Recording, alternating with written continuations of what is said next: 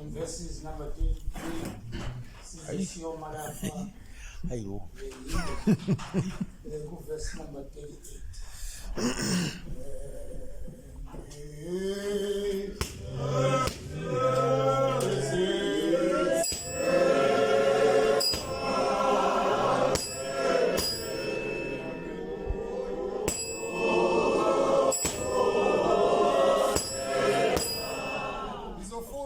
Bese ngicela ubaba uNgobeni athandaze. Hallelujah. Verse number 22. Sekufikile ihora lesibili kwabamnyama emhlabeni wonke kwaze kwaba ihora lesishiyagalombili. Verse number 34. Ngehora lesishiyagalolunye angiqale phansi bazalwane. No mistake engiyenzile lapha. Lithi iBhayibheli ke verse number 33 sekufikile ihora lesithupha kwabamnyama emhlabeni wonke kwaze kwaba ihora lesishiyagalolunye. Hallelujah. Amen. Ngehora lesishiyagalolunye uJesu wamemeza ngezwi elikhulu wathi Eloi Eloi lama sabakthani okungukuthi ngokuhunyushwa Nkulunkulu wami ungishiyelani na. Verse number 35. Abanye kwababemi khona bekuzwa bathi bheka ubiza uEliya. Verse number 36. Wayesegijima omunye wagcwalisa ilula ngovinika walichoma emhlangeni wamphuzisa wathi yekani sibone uma uEliya eza ukumehlisa. 37. uJesu wayesememeza ngezwi elikhulu wafa. 38. Khona isihenqo sethempeli sadabuka kabili kusukela phezulu kuze kufike phansi. Kepha induna yekhulu eyayimi maqondana imbona efa ngokunjalo yathi nempela ube yindodana kaNkulunkulu. Amen. Baba uNkulunkulu namandla, ilizwi lakho Thixo liphilile, ilizwi lakho liyasindisa, ilizwi lakho lingamadoda asiqondisa endleleni. uNkulunkulu ongcwele, ekseni monamandla silapha Jehova lonke kakhulu besilokhu sikhulekile kuwena isonto lokuqala uNkulunkulu onamandla. Namanje uNkulunkulu sisakhuleka kuwe, ilizwi lakho leli uNkulunkulu onamandla, ilizwi lakho alikaze lehle inhloso ingekho uNkulunkulu onamandla. Simema wena ke moya weqiniso ukuba Thixo makuvele yakhe inhloso uNkulunkulu olunge kakhulu ngaleli lizwi uNkulunkulu onamandla. Thixo athi noma esazoshumayela umntwana wakho uNkulunkulu olunge kakhulu kodwa makuvele wena uNkulunkulu onamandla, ehliso bakho ubuhlakani uNkulunkulu olunge kakhulu phezu kwakhe uNkulunkulu onamandla.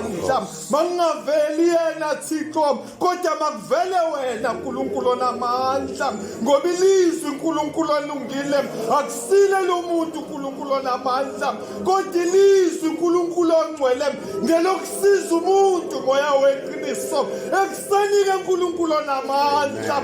Ilizwi lakho leli Thixo alisize nathi Thixo sithi impela moya weqiniso uma sihlukane kule ndlu uNkulunkulu onamandla sihlukane uNkulunkulu ongcwele eyinhlizweni zethu uNkulunkulu kubusa wakho umoya oyingcwele uNkulunkulu onamandla. Khuluma ke uNkulunkulu, khuluma wena uNkulunkulu njengalokho wena Thixo kufise wena egameni lakhe elinamandla kuze bengunaphakade. Amen. Ngizohlala ezweni. Amen. Bese ngihlala. Amen.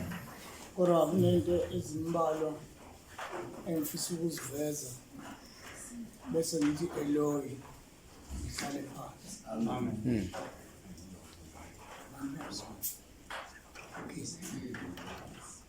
Baba Mkhize, uma uya Hebrew chapter 4 iverse lesibili lithi ilizwi likaNkulunkulu lashunyayela labathola abanokukholwa labasizi. The very same verse la kwabani lafike lashunyayelwa la ngabasizi lokulifumana lifunyanisa abangenawo ukukholwa. Uthi uJesu Eloi Eloi lama sabakata. Amen.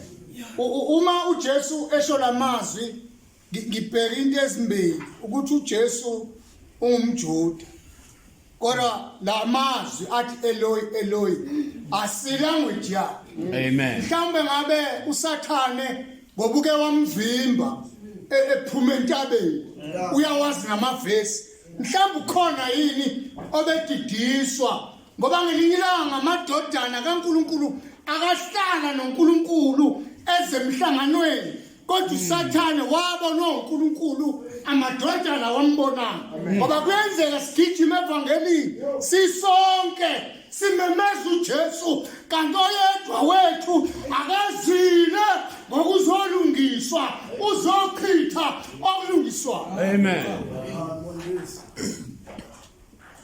uJesu ngathi uyafihla nethi Eloi ngoba iBhayibheli ilona lisichazelayo uEloi Eloi lo uchaza uthini. Haleluya. And manje into engihluphayo nansi ke ithi iBhayibheli kwakuyihora lesishiyagalolunye. Amen. Angene lapho ukuze uunderstand ukuthi why ihora lesishiyagalolunye ngoba la into ezokwenzeka ukusizakala komuntu. Amen. Haleluya.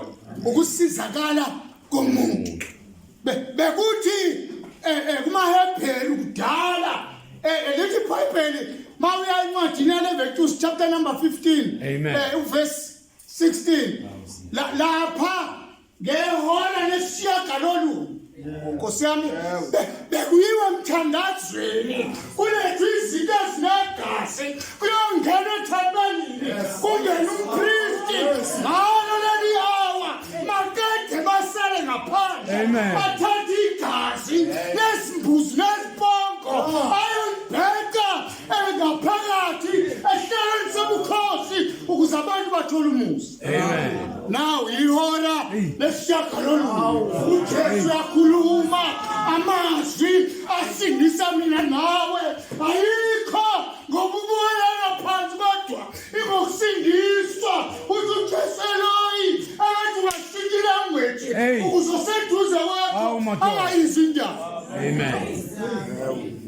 So long igxekwa washo ngelimi nje bagxeka ngoba ba-understand ukuthi lo seduze kwakho uyayeka ukuthandaza alele inkinga yakho. Bantu bashintsha language u-understand ukuthi lo okhuluma naye uyakuzwa. Bekuyileli ihora mawuthi ngoba you need to know izinto go to amplified version. Ayisho ukuthi nehora lesishiyagalolunye. You know, the 9th hour. Amen. Hallelujah. Isikhathi esibekiwe. Amen. Lese sikuhlulayo wena mawuvuka yokuqala. Amen. Sukubulala. Kanti uNkulunkulu uthi thandaza ngoba khona okuzayo. Hallelujah. Uthi uJesu Eloi Eloi lamasabakata.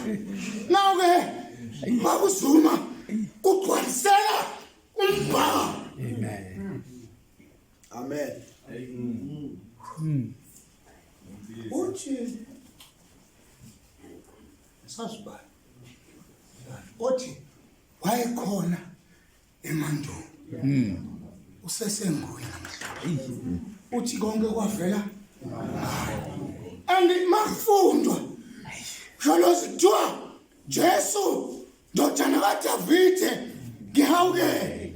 Now that's a confusion ukuthi uJesu kanjani but masiya kuyincwadi yamaHubo chapter number 22 uverse 1 uthi uDavide Nkulunkulu wami ngishiyelana. Amen. It's a proof ukuthi kukhona okukhalwa kuyena Mawuba senkingeni. Uyadelelwa ukhona umnikazi.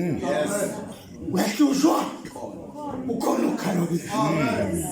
Bukela phansi khona ukhala kuyena. Noma ngathi awuswakali kodwa ukhona ukhala kuyena. Uyabeswa uyabaphendula. Ithi indaba indoda ibingaboni kodwa into eswayo ukuthi lodlulayo solonke kulesiquku ilosisayo iyamemeza ngoba ukumemeza akukali ngoJesu yamemeza indoda yathi Jesu ndoda yakatafite yawe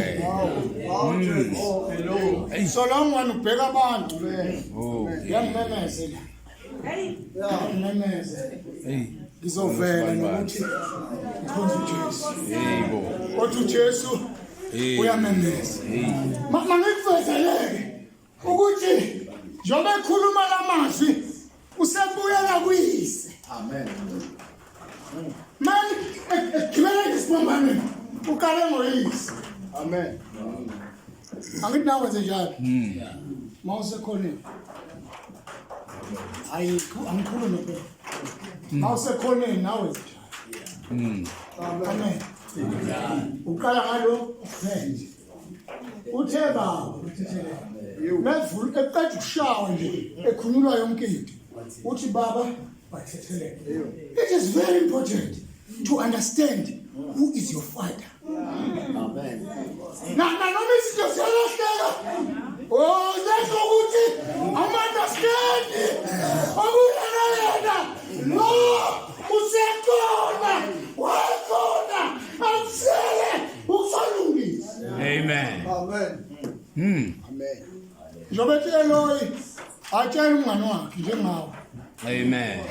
Yabona mawufuna ukwazi obuza kuJoseph owatshela uyise nabafowabo. Uthoyizwa kanjani into leyo?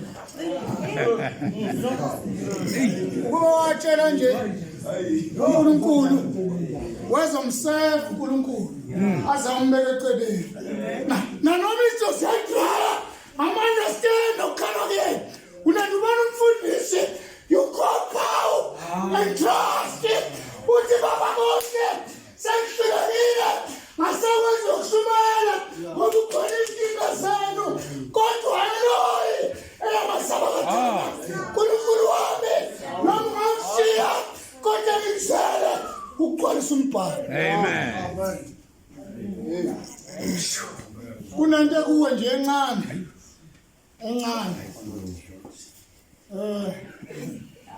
Baba Zuma umthandazo waseKamereni mude kunowa kwipublic. You know Jesus cried. Amen. Uma efika ethuneni lanaza wakhala wase ekhipha information encane kabi. Baba ngiyabonga ngoba ngizwa njalo. Because I understand ukuthi ubani otshela izinto. So now ukhala uyise he's accomplishing his mission. Bekumele afe iBhayibheli sanda ukisiheko ukuze siyeke ukukhuluma ngefundisi kodwa sikhuluma thina.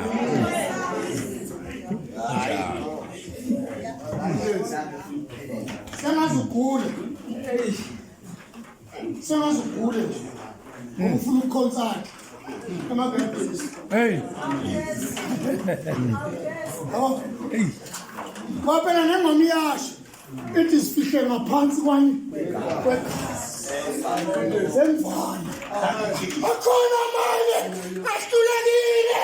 This is an accomplishment of the word of God. Makhala uDavide uJesu nguyise bekumele akhale njengani. You can't change the statement. Amen. I was the shit. The one you make it into Fuzuis. Fuzuis, eh? Hallelujah. The one day, my father was a good person. Very good. No, my speak young. But now I was spiritual. I was on Amen. There she come. Hey. likababa. Unina angakho ukuyincelisa ingane kodwa mina bafuna ukuyele kuNkulunkulu uyakhuluma indaba uthi bengiyamfuna uNkulunkulu